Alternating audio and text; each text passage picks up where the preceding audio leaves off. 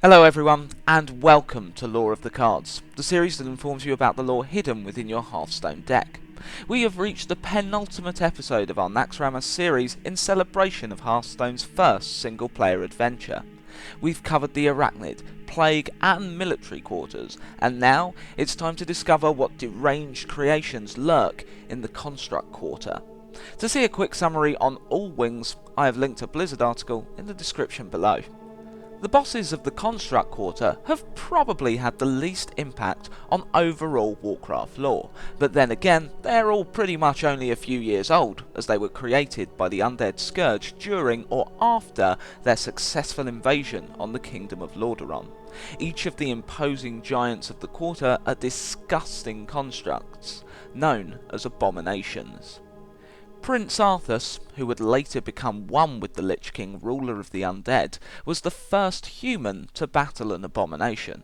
Arthas was chasing down Kel'Thuzad, still human at this point, to avenge those that Kel'Thuzad had transformed into undead by infecting grain shipments that were sent throughout the entire Kingdom of Lordaeron from the town of Anderhol. So that Kel'Thuzad could ensure that the grain was infected and sent out, he stalled Arthas by sending an abomination to fight the prince's party, which proved to be quite the handful. An abomination is a putrid amalgamation of multiple corpses stitched together to form a single entity. This process is often crudely done, so the abomination has a truly horrific appearance, covered by gaping wounds and sores, its skin stretched over its massive form as the stitches strain to keep the hulking beast together. As the abomination moves, blood leaks from its body, giving it the foul stench of disease. Large amounts of blood and embalming fluid are needed so that the pieces of the abomination do not rot. Abominations will often tower over their opponents and possess a great deal of physical strength. In Warcraft 3, the Abomination was the strongest of the Scourge's land units, dealing large amounts of damage and soaking up a lot of enemy attacks before being overwhelmed. An Abomination will often lumber into battle, equipped with hooks and meat cleavers, and delight in rending the flesh of their enemies. Like many undead, Abominations will feast on the corpses of their slain adversaries for sustenance. Abominations are not very intelligent, but this actually makes them an even more terrifying sight. No matter what they are doing, whether it be patrolling or tearing an enemy limb from limb, the abomination always appears somewhat joyful, making it just generally quite creepy. Patchwork is your first opponent of the Construct Quarter, and is one of the most common types of abomination. What makes Patchwork special is firstly his size. Even for an abomination, he is utterly massive. However, most abominations are relatively slow creatures, extremely strong, but easily outmaneuvered. Patchwork, as well as being one of the strongest abominations in the Lich King's army, is also extremely quick, able to chase down enemies and pummel them into submission with a rain of blows from his cleaver. Patchwork still possesses a low intellect, having a childlike view of his fights, seeing them more as play sessions than life and death combat. Patchwork want to play. In the World of Warcraft raid, Patchwork's mechanics were simple, focusing most of his attacks on 2 tanks, while the DPS had free reign. The healers would still have to work hard keeping the tanks alive. Patchwork got bored quickly though, and after a relatively small time would grow weary of his playmates, enraging and wiping the raid with ease. The DPS needed to bring down this giant before this happened. In Hearthstone, it seems like Blizzard is keeping with this simplicity, having Patchwork swing at his opponent constantly with his hook. His hero power means he can easily dispatch any minion on the board. Grobulus, while also an abomination, is a different type to Patchwork, known as a flesh giant, despite being smaller than Patchwork. Whatever, who cares. Grobulus was the first flesh giant prototype used by the Scourge, and is somewhat modified when compared to the more common flesh giants found in the Scourge's home continent of Northrend. In Northrend, these beings are created in almost the exact same way as the more common abomination, but the body parts used are more carefully selected, the rotten titans being created from the flesh of the giants that can be found in Northrend. Grobulus does not appear to have been made in this way. He is more evenly proportioned and nowhere near as hairy as the flesh giants fashioned from giants' corpses. Either way, Grobulus' most notable modifications are the syringe added to his right arm and the green fluid that flows through his body. The green gunge is the plague slime that flows through Naxxramas, and Grobulus can inject this foul ichor directly into his adversaries using the syringe grafted to his arm. Once injected, the slime slowly kills the victim. The unfortunate soul, after being injected, will tend to flee in fear from Grobulus back to allies, and it is at this point that Grobulus' insidious weapon becomes even more effective. The infected victim will spread the plague to their allies, causing them to die along with them. This means Grobulus has the power to wipe out entire cities. Not that he ever has, because heroes of Azeroth were able to stop him before being truly put to use by the Scourge. In the World of Warcraft encounter, Grobulus would inject a random raid member. After a short time, the player would let out a poison gas cloud. There's no real way of phrasing that so it doesn't sound dodgy. Those within the cloud would take huge amounts of damage. This is represented in Hearthstone by his hero power, damaging all minions on the board. The second part of his hero power is a second ability in WoW. Grobulus would summon oozes, but in WoW would do this by spraying the slime on his opponents.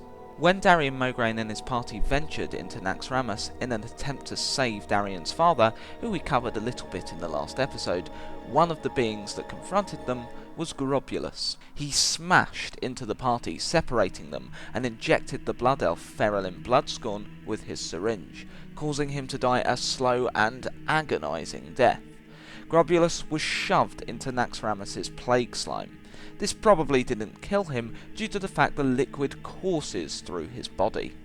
Gluth, or Gluth, is a simple being with simple needs. Well, it probably wasn't a simple job for those that stitched this massive plague dog together to create an animal abomination variety. Presumably made up from a host of animal corpses, the ferocious Gluth has an absolutely insatiable hunger. Despite eating scores of hapless adventurers, this is not enough to feed Gluth. Any undead that are too weak to fight are also fed to the beast, to keep it content. In the raid encounter, Gluth would use his Decimate ability to reduce the entire raid to 5% health. After this, zombies would slowly shamble toward the plague dog.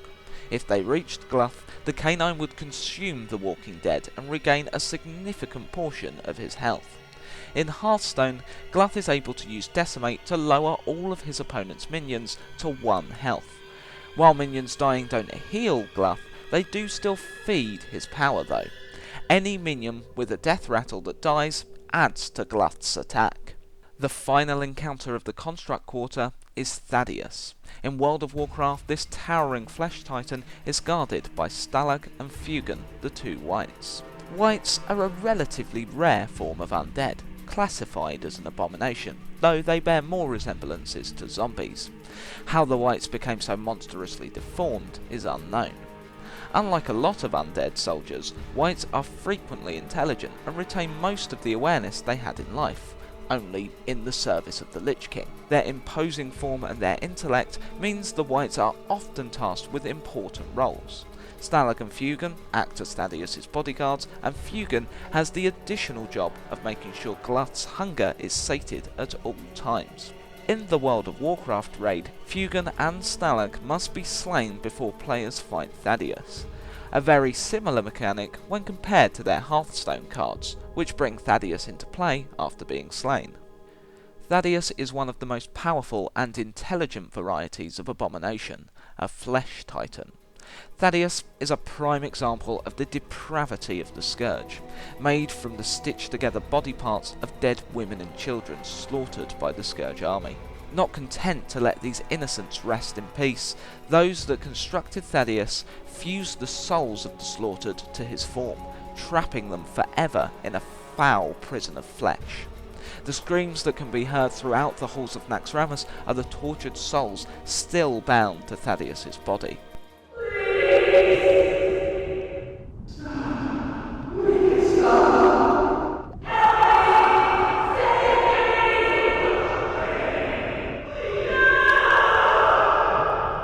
When in combat, Thaddeus is capable of wielding electrical powers, positively and negatively charging his opponents. Two of the same polarity party members standing next to each other will be fine, but if different, the two heroes will be torn apart by Thaddeus's electrical charge. After being knocked onto Thaddeus's platform by Grobulus, Darian Mograine and his allies battled with the Flesh Titan. With a mighty leap, Darian cleaved Thaddeus's head in two, which stopped the Titan from functioning. It probably wasn't a hard job for Kel'Thuzad's minions to piece him back together though. Thaddeus's polarity shift appears in Hearthstone. Rather than be a damage-focused ability, the shift swaps minions' attack and health, Blizzard choosing to focus on the shift between opposites for the Hearthstone fight. So, that's all the bosses you will face in the Construct Quarter, but before we're done today, I want to cover the first boss of the Frostworm lair, as I'd like to spend an entire episode on Kel'Thuzad, his personal guardian, Sephiron. In life, Sephiron was a mystical blue drake, the dragonflight that was entrusted by the Titans, Azeroth's creators, to safeguard the magic and arcanum of the world. As Arthas travelled to save the Lich King from an attack by Illidan's Stormrage, he stumbled across Sephiron. Staying true to the mission given to him by the Titans, Sephiron had gathered powerful magical artifacts to prevent them from falling into the wrong hands. All this did was draw Arthas to him, as the Lich King's champion figured the artifacts would be useful tools in the oncoming battle against Illidan. Sephiron was slain and raised as a massive frostworm to fight for Arthas. You dare enter my lair. I am Sephiron, ancient servant of Malygos the Spellweaver. Explain yourselves. Sorry we don't have time to chat, Great Worm. We've come to murder you and steal whatever artifacts you've hoarded over the centuries. Honesty? How refreshing. None may challenge Sephiron and live.